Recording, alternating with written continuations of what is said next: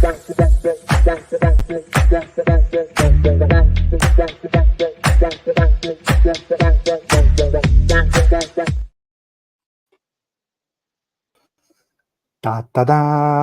ta ta ta ta. Con te partirò a volare. Po po ro po po po po.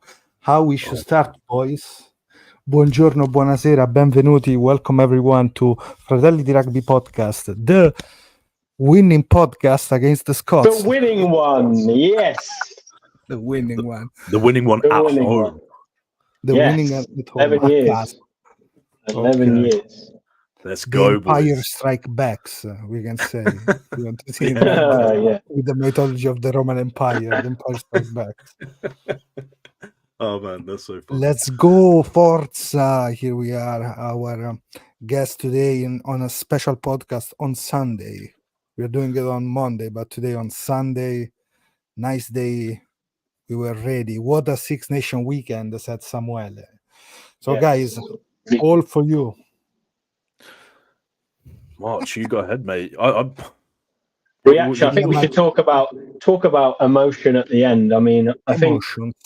the seeing those scenes and the celebrations, our good friend Seb, seeing how from minute sort of when he comes off the bench, he looks like he exposes just as much energy when he's off the pitch in terms of his head's in his hands. He doesn't know where to look. Like he is just living and breathing every second of that last 10 minutes. And I think we were all the same. I think the longer it got on, and even when Scotland scored, I just thought I had a feeling about that game. And I feel once Barney scores, and I think when Garvisi kicks that penalty, I'm just thinking it's just going to be our day today. But that sequence, that final defensive sequence, was just mega. And I just, for me, the overwhelming emotion was just how proud I was of that squad. I mean, we've spoken to people in there. We know people in there. We feel a connection with that squad now. And to just see how much it meant to them, it was just superb. And I felt incredibly proud to be able to have that right there. Yeah. So, guys, another heads up. Today we are live on Twitter. And I want to say hi to the 5 people connected on Twitter. And, of course, on YouTube. But you can listen us on Spotify as soon as the video end today. So that was great. Mike. Yes, mate. What weekend? What a weekend, yeah. Possibly the best weekend. Possibly the best weekend of Six Nation rugby ever, right? Plus the under 20s, so it's under 20s as well. Yes. Yeah, we need to talk about the under 20s as well, just to touch upon that. 40-0 in the second half, boys. Yeah, some performance in that second comeback. What a comeback! What a comeback! But yeah, I just sort of to echo what March was saying, boys. You know, we're incredibly fortunate that we've got this great connection with the national team and the players, and we've been almost like passengers on this journey that has been happening, and you can see sort of the belief within the players and the camp, and now it's starting to sort of come to fruition, and everything that we have been trying to sort of vocalize and articulate over the past 9 months, 10 months since we've been doing this is starting to come true, and it's quite a satisfaction for us as well. So really proud of the boys. They stuck in deep, and just before we logged back on, I watched the last 5 minutes again, just to get myself in the right headspace for this, because those boys worked, man. They worked so hard, and you could see how much it meant to them. So yeah, what a weekend of rugby. So happy. Yeah. Guys, I'm happy maybe the 3 times more than usual, because we came from a week where there were a lot of commentary about Lainag being Italian, wearing the Azzurri jersey, and the best is when a guy like him, a guy like Brex, a guy like Stephen Varney, Lorenzino Varney from Gloucester scored the try. So those were like to shut down some chatty mouth. And singing the anthem as well before was I loved that from Liner. That was, Luigi said that he studied with his mom. Yeah, and the anthem. seeing him afterwards as well, and you could see when he scores that try, all of the subs, like everyone just straight on top of him. Like you can see that it meant a lot to him, and you could see everyone else getting around him. So it was a really nice moment. And also at the end as well, like you could see how much he enjoyed that as well, and in his post-match interview. And I think if we take the emotion out of it a little bit for a moment, that there was no, I mean, in every game of rugby you have moments, big moments, and I just thought we won the big moments, and it wasn't like there was any sort of luck. I don't think it was Scotland were bad. I just feel like that was just a really, really brilliant game of rugby that we actually won. We played really well in, and both sides, sort of went for it. And it wasn't a fluke, was it? It wasn't like oh my God, how have Italy won that? It was Italy just outright deserved that. Outright deserved to win the game. Yeah, I think it's hard to argue that we don't deserve that win. I know, I'm sure we can go on Twitter and there's probably a fair few people that will argue that, but it's just a hard position to come from. Like you said, I think there were big moments in the games, even if they were sort of fairly innocuous, like a tackle or a big hit and dominant hits, which there were a fair few in the game. But yeah, you're absolutely right. I think we played that well. And here's the craziest thing, boys. That wasn't perfect for us. We weren't great. We could be. There's still margin for growth there, especially first half. Yeah, especially the first half. There's a large margin of growth for our young team. And again, not to labour the point too much, but most inexperienced team, most youngest team in Six Nations history, by the way. There's a lot there for us to work with. So under 20s are winning, young team is winning, future looks pretty good. Now we need to back it up, boys. Yeah, we're on a 2-match unbeaten streak. Yeah. Something new for us. There are already a lot of comments. So I'm reading from YouTube. We're gonna spoke later on about the under 20 games. We're gonna still focus on Italy's game. We are just at the beginning. Boys, let's go straight in. The best player, the unsung hero of the week. Let's go straight there because then we have to touch a lot of other points about this game. But shall we do best player and unsung? Because best and unsung. Let's go. Best and unsung. Okay. I have a couple of ideas. The best for me, I'm sticking with the man of the match with Nacione Brex. Lindo Brex, so I'm going with him. Is Phantom here in this right now? No, he went to run today, so he's gonna listen later on. Cheers, Phantom. Cheers from Saludos desde Argentina. Yes. Let's say that. But him and the unsung, yes, I'm with Eduardo. It's Mr. Captain, the skipper Michele Lamaro Mitch. Absolutely massive player. Always so I don't know, so smart, lucid. Yeah. A little bit crazy, Quesada said, but in the press conference, no. Starting from him, all the team, it's a little bit crazy, but the captain is more than everyone, and it's great. So Lamaro and Brex. Mike and March. March, okay. I mean,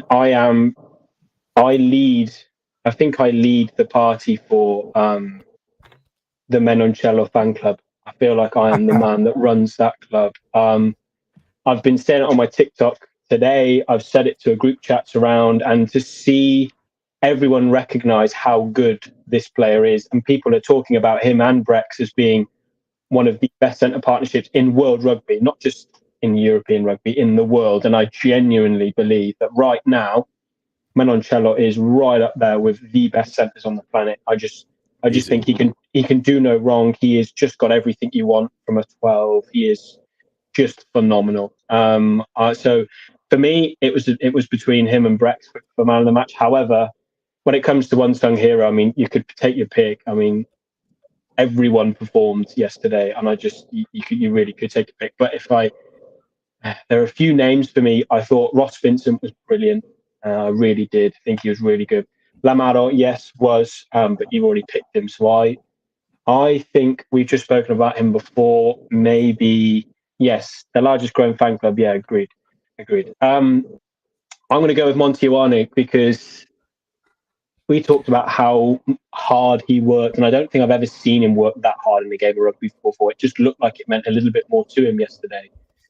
He was everywhere. He made dominant tackles.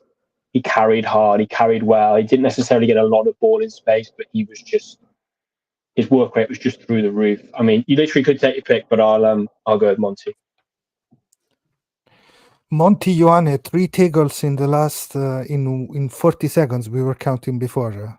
He had two, one dominant, another one neutral, and another one from the side. Potentially try saving, Jesus. So, well done by him. Talking about Monty Ioane, he totalized 15 tackles, one more than Nacho Brex, and it was the best back about tackle. And then of course we have the crazy amount of tackles by Lamaro, 28, Vincent 21, Ruzza 18, and then we find a couple of Scots in the middle, but let's focus on Italy today. Wow. Just because March obviously mentioned a fair few that would get it, there's one person that like all my friends keep messaging me about, and it was this week and last week. Nicotera again, coming in, working hard in the loose. He's another one that could potentially have gotten the unsung, but yeah, I'm quite happy with everyone that everyone's mentioned. How good was our scrum as well, though? Really especially in the last 20 minutes. Like, my goodness me. Mirko just comes in and Spanish. Mirko Spanish. Yeah. Mirko Spanish. I know Otto and March, we said it when he made the step up from the URC. He didn't look out of place in the URC, but to make the step up and play how he has played at test level rugby, man's a freak. And a lot more to come from that guy as well. Here we have a new comment from Antonio. The Italian team is young enough to play another 10 years at top level. Like today, that means since next year we can plan to win the Six Nations. Boom, strong. But picking this example, I think this is a team that is starting like the generation, the Lamaro generation, let's say, because they know how bad it is to lose. Like happened last year, we were together watching live with New Zealand and France game during the World Cup. We were not together, but I feel your pain when we lost against Georgia. But between that, we had some winning, and now it seems that everything we are doing, there's no more that situation where we don't know what to do, even when we are losing. I don't know, the body language change in the players, even in the other games. You can see them being really focused on what we are doing, more mature. And that is going to be something really good for us because now the caps start counting, because means something. A lot of caps, a World Cup on our shoulder, like the same Pani, but Menoncello wasn't there, but almost, and the captain too. So I think that is a good point where we can keep growing, because that's the point. Keep growing and focusing on performance more than a result, because if we play well, results can come. Yeah, but there's one point there, which again, just to build on, everything is growth, right? Passo dopo passo, step by step, we're learning, right? Lamaro this time didn't choose to bang our head against, kicking to the touchline and trying to maul over like we did in his first tenure. Remember when we were camped out in front? I think it was the English try line. We should have taken the points and just kept the scoreboard ticking over. And he's learned from that, and understand the process and put ourselves in a position where we can put a try on the board and build some pressure on the other team, because in a pressureless game we're always in trouble. So it's a lot of growth already, and looking forward to seeing a lot more. It felt like we managed the game really well as well. It didn't didn't feel like we were doing silly things. It felt like we were just doing the right things at the right time.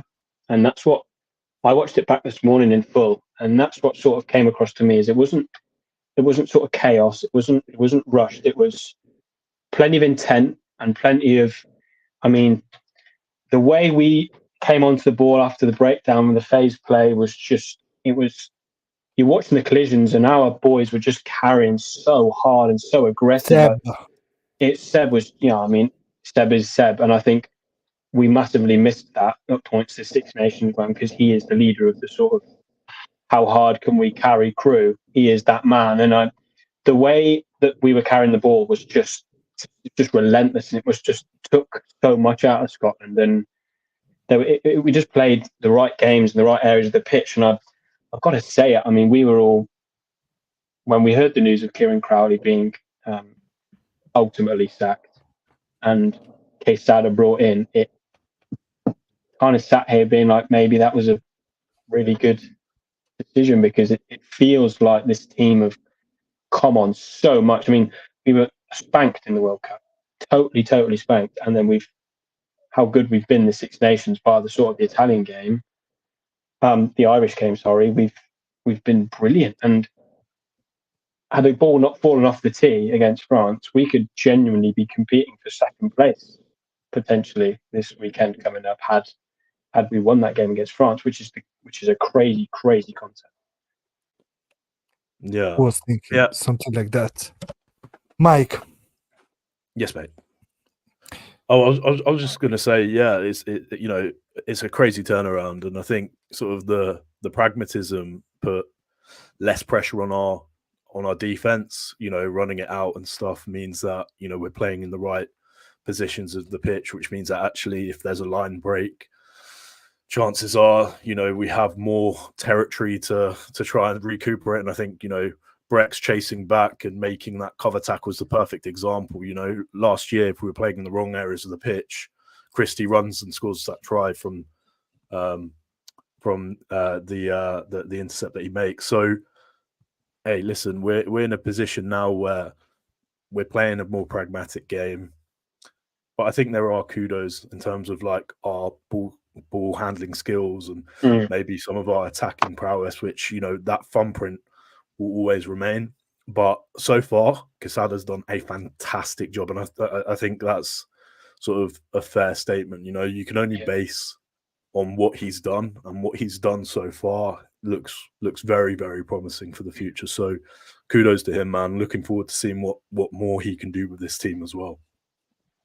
Defensively, how good were we as well? I mean, you can probably talk a little bit more analytically, but it just felt like aggressive. We were really aggressive. You can see some difference in the style, and we're gonna see more in defense because this is gonna be next week. Is gonna be last game with Goose and on board as a defensive coach. So who knows? Maybe Quesada himself is gonna be more focused on the defense. As he was Jaguares 2019, he was at coach, but really well focused on the defense. Something different seems like when we are in a situation with scramble defense after a line break, everybody just stay on track. Nobody loses head.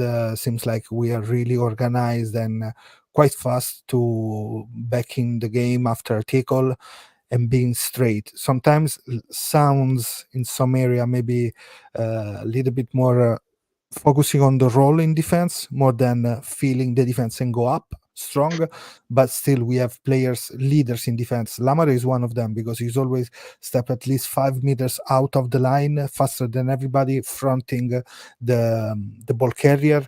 We have the defense by Ioane, because was one of the best in defense this week, trying to be dominant there. We have Menoncello bringing players behind the gain line. So a lot of, and also the double hits work well. So I think defensively we are struggling less because we are more ready to compete, ready to fight. That's probably the best thing. We sounds like we are ready, and we don't give up after one line break or after a try. Depends a lot by the players you have in the field. Like Vincent is one that never give up. He's a fighter, and you can see in the way he play, Mr. Domino Pizza Man. Hey, yeah. Can we just touch on Vincent again, right? He's had 2.5 caps, right? He got one off the bench. He's had 2 starting caps, and he does not look out of place at test level either. Like, he is a sensational prospect. I mean, how many senior games has he played for Chiefs? Can't be many. What? Less. I'd say less than 10, maybe. Like, including the Premiership Cup. To go from that, and this is sort of been. I mean, we've spoken to him. This is his real first season in senior rugby, ultimately, and the fact that he's playing like he is on the international stage in a Six Nations game is nuts, really. But I think that speaks volumes of the amount of quality we have and the amount of belief we have in this young squad. That is literally the most exciting thing. This side is just so young, and the fact that they're all doing what they're doing at such a young age together, and so many of these players are going to grow together and develop together. You know, it's so exciting that what we've got on our hands. Yeah, what we lack in like absolute mass, we're starting to make up with like pace, like sheer, like aggressive pace. He is to step a winger on the outside, their back on the inside, and make another 40 yards is mental, right from the halfway line, and that on the lead up to Barney's try. Yeah, man, he's an impressive specimen, and we need to look after him. But yeah, again, like, we've got a headache in the back row again, boys. Believe it or not, we've got another headache. We do. Yeah, I don't know. That's great to have an options and to have a 23-man squad. It's what you need. It's what you need to be successful, to have a 23-man squad. It's not about 15. It's about bringing players off the bench that can come on, make an impact, and be as good as the ones on it. That's the whole aim, isn't it? Yeah. And before talking about this point about the attack, the way to attack, Vincenzo dropped the bomb in the chat. Oof. So Ross Vincent, the new Paris. Oof. He has lots of potential, right? But Paris is a very different player. Yeah, he's also a different era of number 8s as well. He's sort of like the offloading 8 that out the back door offload, sort of the skillful moves. Like Vincent is, I imagine Vincent's incredibly much quicker than Palliser. Palliser wasn't necessarily blessed with a load of pace. Vincent looks like he could play 12 if necessary. Yeah, well, someone brought the parallel to us maybe last week, but if we're gonna look at sort of what mold Vincent could be, right, in the future, and again, right, I specify could be. I'm not saying he is right now, but he has a little bit of Ardy about him. Do you know what I mean? Like, yeah, like pace. He has a bit of like explosive power into contact. Like, he reads the game really well. He gives himself the option in midfield. He gives himself the option around the corner. Like, he's just a busy player, like really busy. He did 18 tackles again this week. He did 18 last week, which was second last week, second again this week, only to the captain. He's busy, and he's 21 years old. The tackle deliver, we can say the glovo of the tackles. I can't wait for your memes, mate. I can't wait. The white helmet, the Ninja Turtle Leonardo. So many of these, so many. Menoncello 12, Vincent 13, Lorenzo. Here we are saying a lot of stuff, but this is an interesting point by Antonio. The way we kick twice behind the line and we score. And he said, of course, with the pull pass in the Italian style, we can score with multiple options. And actually, the way we kick with the first try for breaks and the second one with the line break, sorry, with the try by Linag, you see a lot of the improvement that is trying to bring Quesada to the team, because in attack, for example, in the first line out we went in the crash ball, and then we switch and we went to the blind side, and they put almost out of the position the wing, and the second time they keep staying on that side, so Orne has to cover across, but there is the kick by Pajero behind the line. Nobody was covering there, and Brex is quick and can get the ball. So that is something you can see the switch of play from the first line out, and then putting in action the other weapon. So using the kick behind in that case, and the second one with Lanag is almost the same. Change the style of the kick, but there's always that space to be attacked behind, and so I think in attack they're doing a really good job finding the right option for every game to attack in that way, giving the best player the position to attack. Menoncello is attacking everywhere. Ioane come to play everywhere in the field. We know when we need Negri and when we need to push out the ball with the pull pass. Really, really well this attack. I think interesting. We can score more. Yes, because we had a couple of opportunities, right, guys? The Mori run with two players, that was a good one. What do you think was the best option there? Keep Grubber. the ball kicking, and then pressure, Grubber. kick and pressure, kick and chase. Just like if he grubbered through, they both would have to turn round. If he is the one grubbering, he has the advantage because he's the one kicking, so he knows that he's going to kick. Worst case scenario, they outpace him and they kick the ball out. We have a net gain. Yeah, a grubber would have been perfect there. I think, like just coming up, like if he sees them there and he's not coming off, like the speculative offload over the right shoulder, just it's low percentage play for me. Just grubber, admittedly low percentage, but just take the hit and recycle. Right, those are the two options. But for me, grubber would have been the play, force him in the corner. Was that the one? Was that the one after the deliberate knock on? No. Which one are we on about? That was that pressure on who was there? Van der Merwe from Capozzo. Capozzo rush out really well defensive play by Capozzo this week, and then Mori get this ball in the hands and start running with Menoncello on his right, and Capozzo coming back from the inside more or less, and then he get tackled by two players. So there was Capozzo's tackle on Van der Merwe as well in that second half. Yeah. Was huge.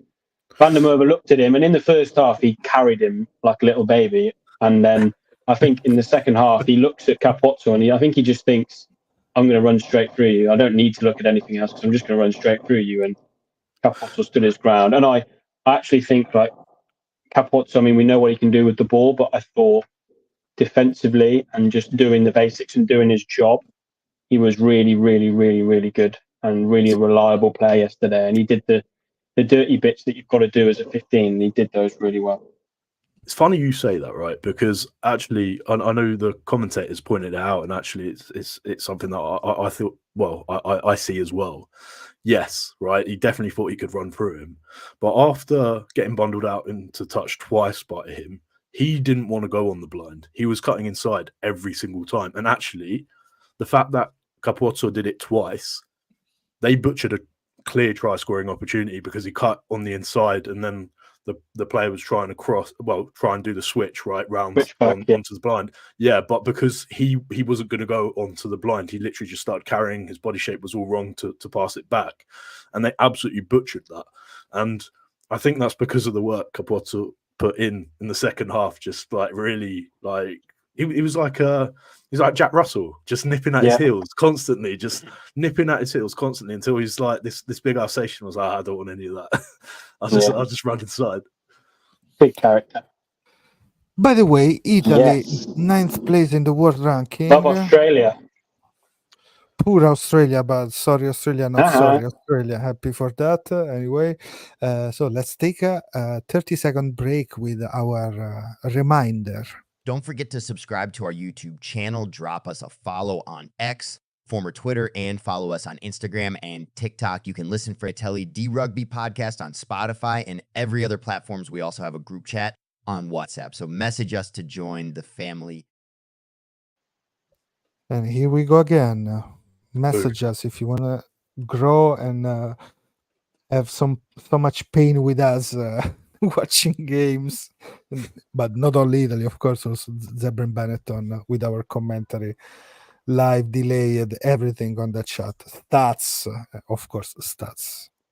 I can give you a couple of stats, guys, because it's something interesting from this game. You stats. Yes, me. I'm gonna try Hey? to give Wow. you some Alright, interesting stuff. So this game, it's interesting because we were let's say cleaner than usual.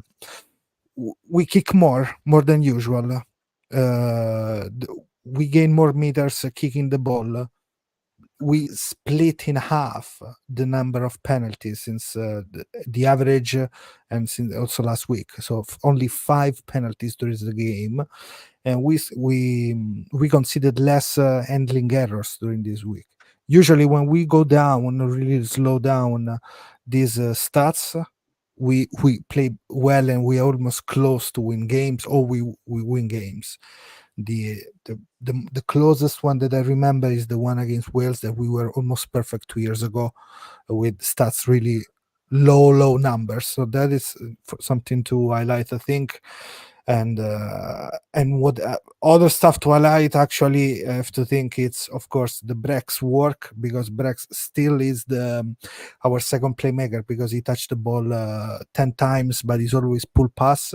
And another interesting, because we were speaking about Garbisi, the way he moves, it's interesting to see how Garbisi is different from Russell in the way he attack, because when we see the way how many times Garbisi take the ball as a second receiver, so after a pull pass or after like another player that passed the ball to him, he went growing during the game. And before the Scotland game, he was the second receiver from pull pass on normal pass 13 times.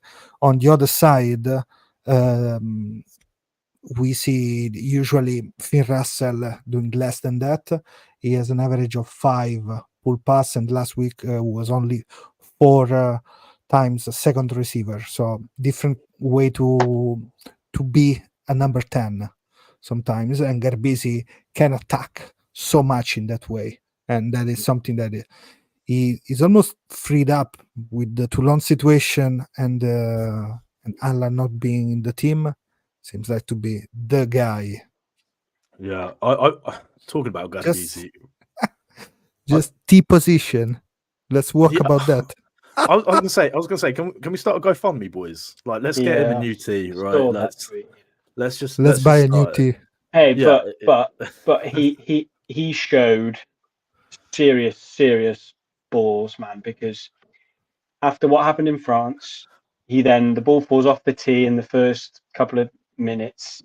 He then misses a really easy kick in front of the post, which I thought was going to really come back to bite us.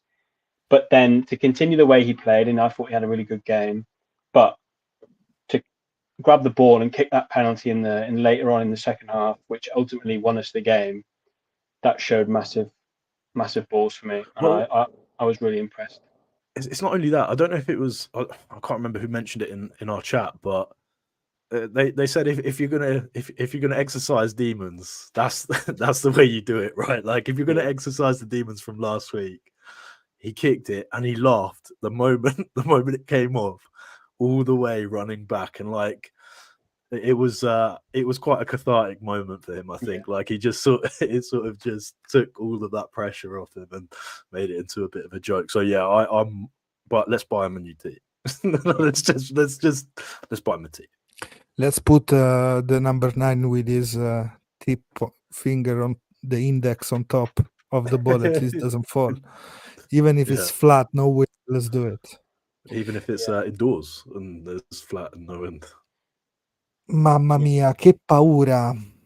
Che paura, I can say, when I saw that ball falling again. I said, not again. Here we go. Like the Phantom for real. Oh God, Phantom. Brex is essential for this game style. The alternative will be Garbisi's first center of Marine. Guys, I've had this discussion before. You're right. Yeah, but also there is another thing about yesterday. Capot had some issues on his index finger. I think one of these his hands really? was yes. Get it. So Put back in place. if Capozzi is not available for injury for one of his hands. Oh, salutiamo Leo. This is on Leo. Twitter because Hey, yes, Leo. free. Ciao Leo.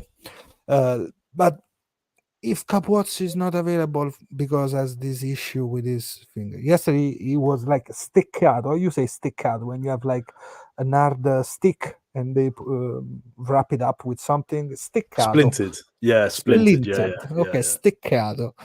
Yeah. So who's gonna be in for Capozzo as a fullback? Marin or Pani? Because we have those two guys at the moment, right?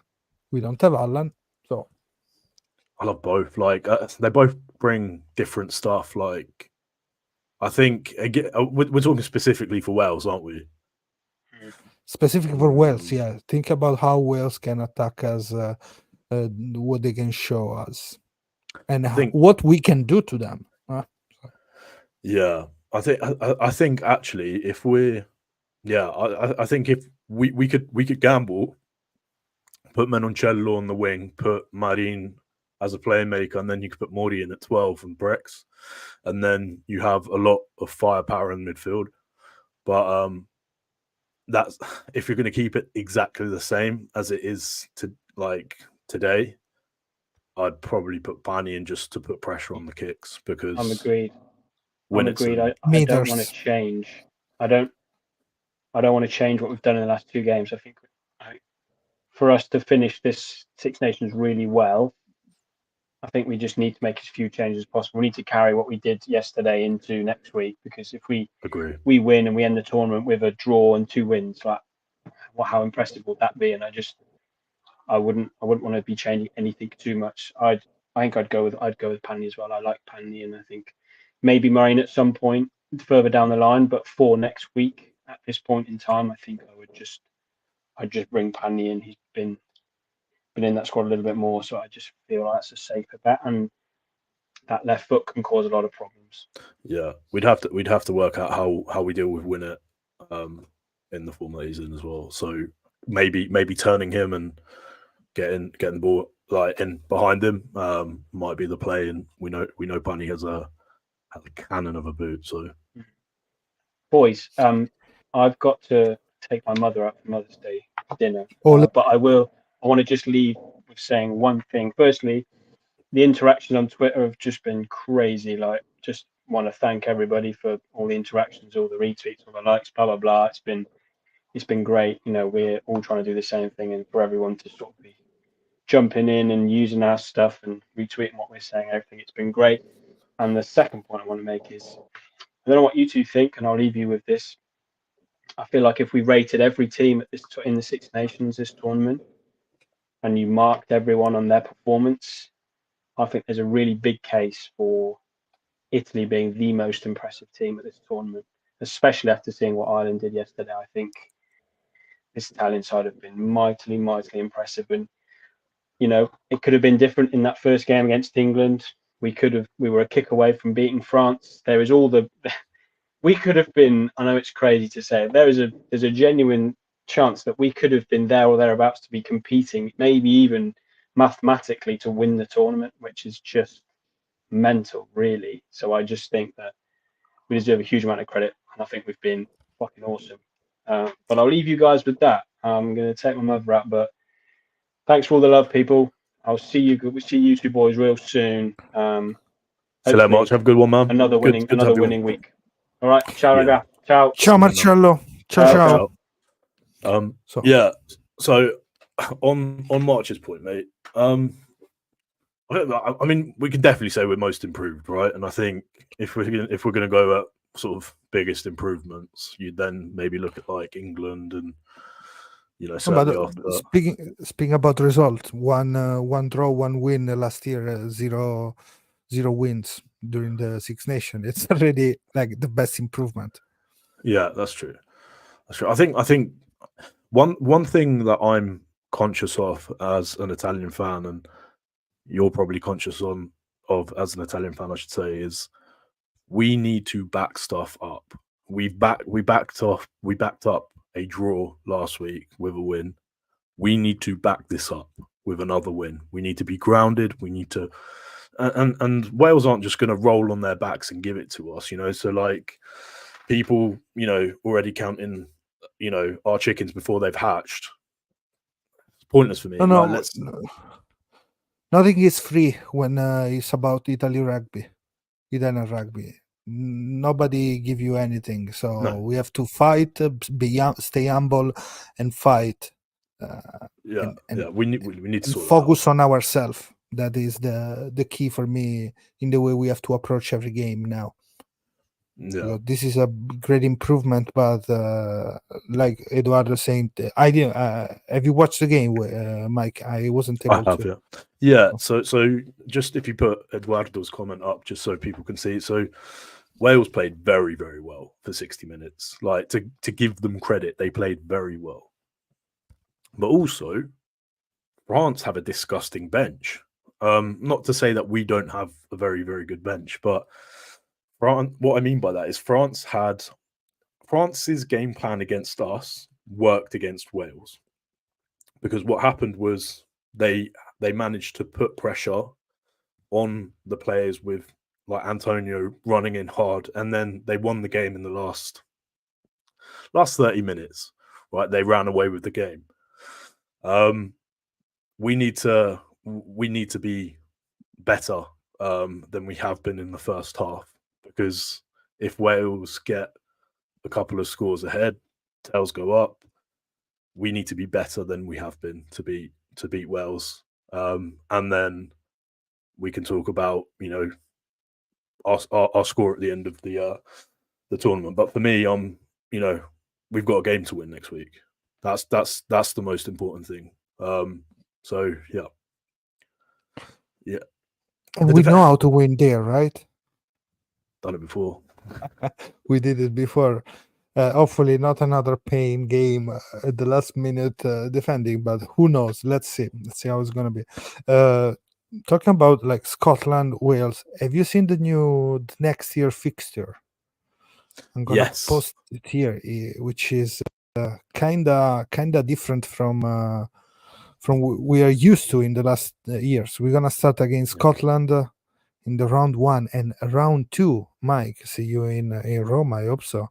For Italy, Wales, we're gonna focus on in some way, and then we're gonna play against France next year, home, and we ended up in against Ireland. So we play away 2 games, the one against England and the one against Scotland, and then 3 home game next year, which is something interesting, man. If we're basing it on this year's Six Nations, right, and obviously, and I know a lot can be done in a year, right? I know a lot can be done with the other teams in a year's, you know, miles away. But if we base it on this year's Six Nations, right, that's sort of like the perfect, you know, steps for us. Like if we manage to win a game, right, the first game, pressure's off us, then we can start expressing ourselves later on. And Scotland always talk about the importance of winning their first game, right? That's what they were, you know, that's what we saw in the Netflix documentary. I'm sure that's probably what the conversation was this year as well. They can win their first game, then pressure's off, and they can start expressing themselves properly. Right.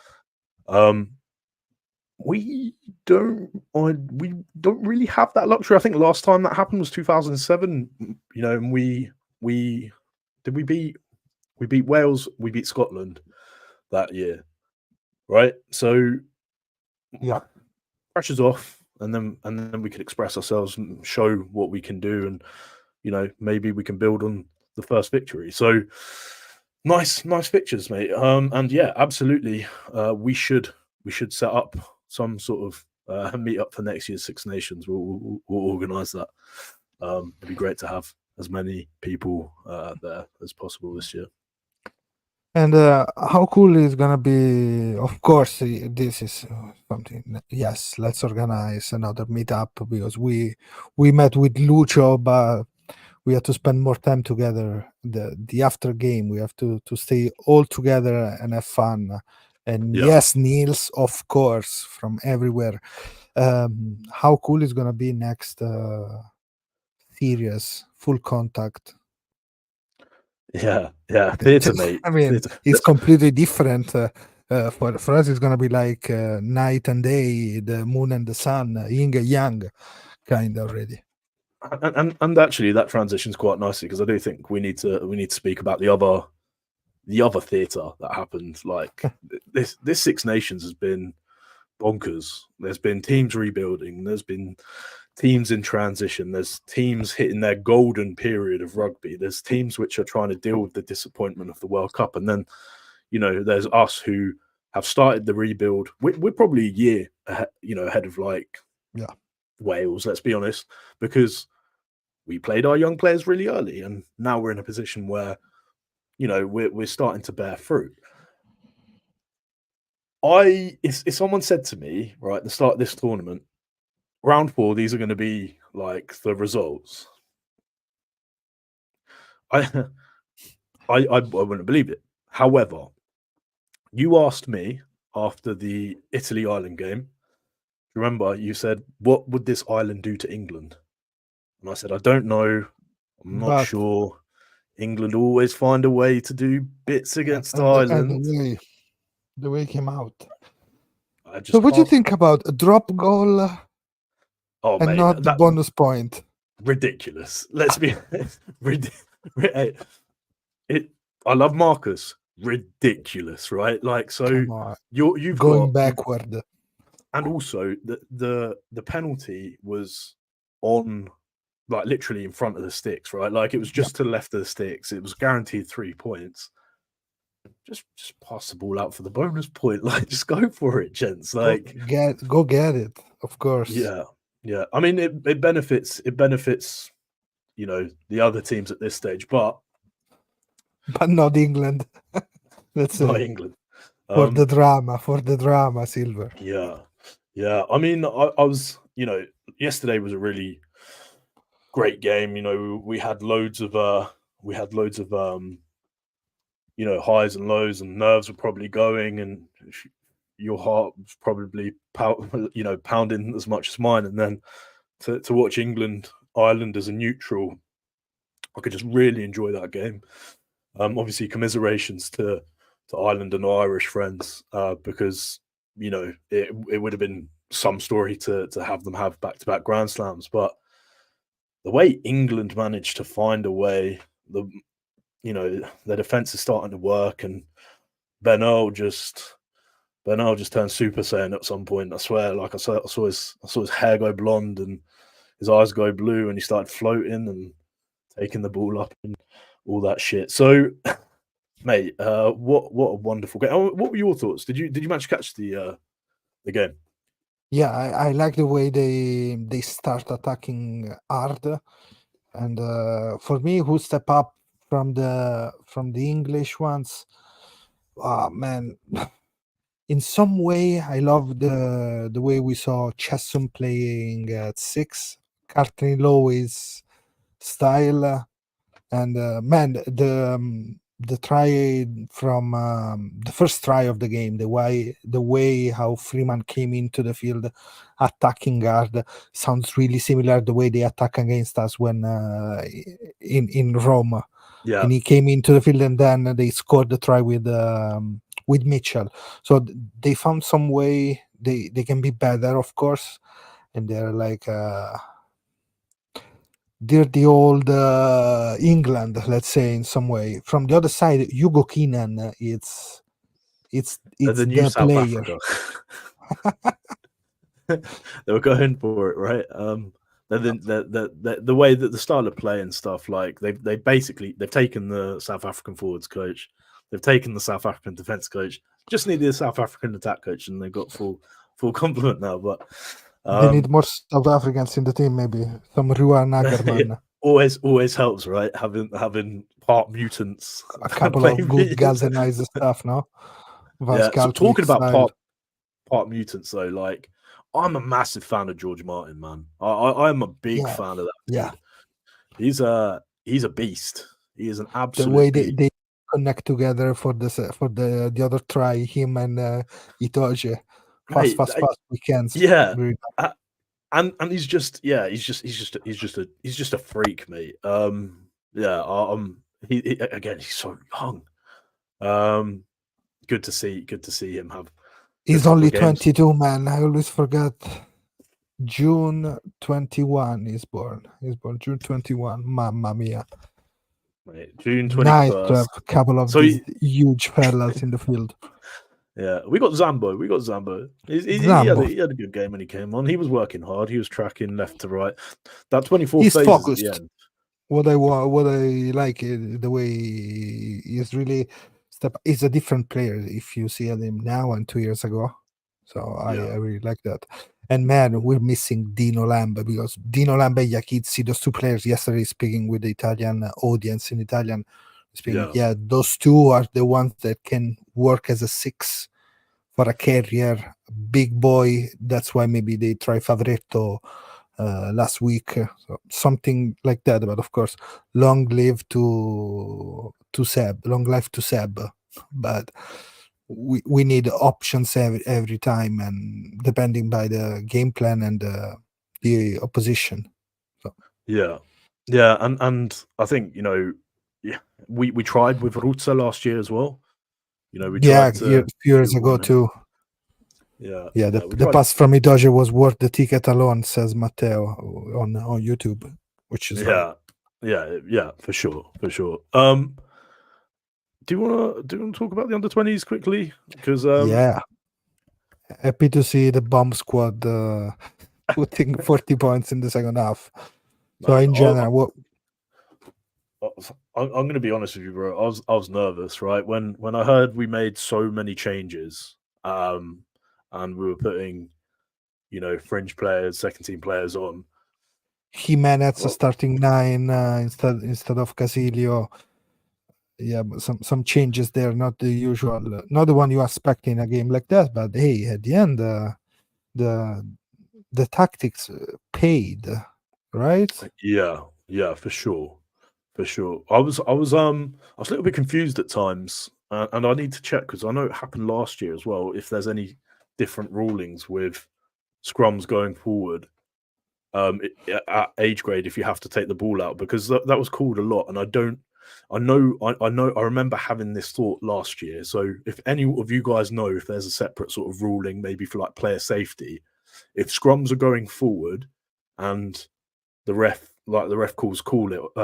use it, obviously you have to use the ball. But is there a specific ruling there? Because it seems like a weird one for me, right? Like, surely if as long as you're moving forward and it's safe, right? But yeah, so anyway. Okay, I got you. Actually, I don't know if there is any changes for that, but mamma mia. This Italy is strong. I mean, show the way they can flip over the result against a good Scotland in the first half, but then wasn't enough. If we spoke about how strong they came back, I like the way we scored with De Villiers. I think was the last try there. Yeah. I like that player. I like the way he play. Usually more like a 12. He's playing in Serie A. So if we go back from the first messages, sometimes the point for the under 20s, they're doing well for a long time, but the players don't have enough chance to play after that age. Some players are playing already in Serie A, like Pucciariello, the son of Federico Pucciarelli, is playing. Martino is playing for Rugby. Cus Milano is the 10 playing. I'm a fan. I'm a big fan. I love the way he takes it. He's a good one, huh? Man, like, even if you take the kicking aside, and his kicking was good, the way, I'm pretty sure he assisted 2 tries, but like the way he takes it to the line, his vision is very nice. It's very nice. And I'm trying to think if we have a player like that, or if I can think of a player that we had like that. Yeah, no, I maybe he is what Crowley thought Darrell would be, where he took it to the line and You know, he played slightly, maybe. Maybe but Marine is a little bit there. That that's a kind fair. of. Yeah, I forgot about Marin. Yeah, that's actually that's a very fair comment because Marin obviously played. He played 12 in age grade, didn't he? Yeah, man. He has a big future if we look after him. I think so. Like he's confident in his skills, and that is something important. And you can show he's really good. It's really good the way he kicks already. Seems to be one like cold blood player, like Marine, like some kind of lizard, some kind of snakes are these Lizard man. guys, and yeah, with a thong, a double thong, something like that, split the tongue, but.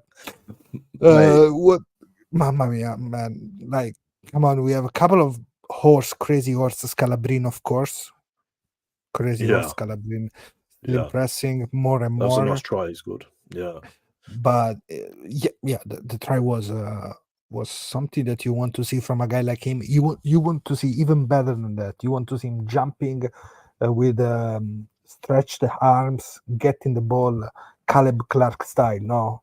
Freddie Stewart style, AFL. As I said, let's push him 15 like 3 months playing Australian football. Do you think he could potentially be a fullback then? If like, or do you think they should have transitioned him earlier? Because he could, like, he's got the attributes, as in the foul-esque.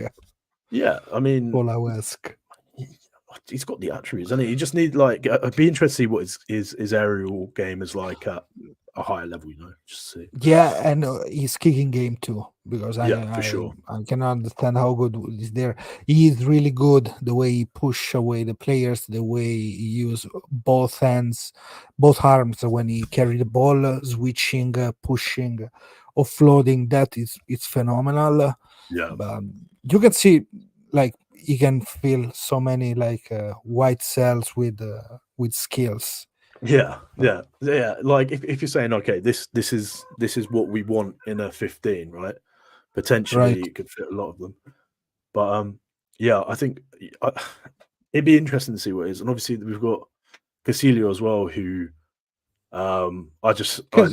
it's smart, Casilio. So much rugby IQ in that brain, which is nice. He's like a 9.5. I think he understands, you know, his role. I think he understands the 10 rule very, very well as well. When he's had to slot in a second receiver because he's been at the bottom of a ruck and he gets up.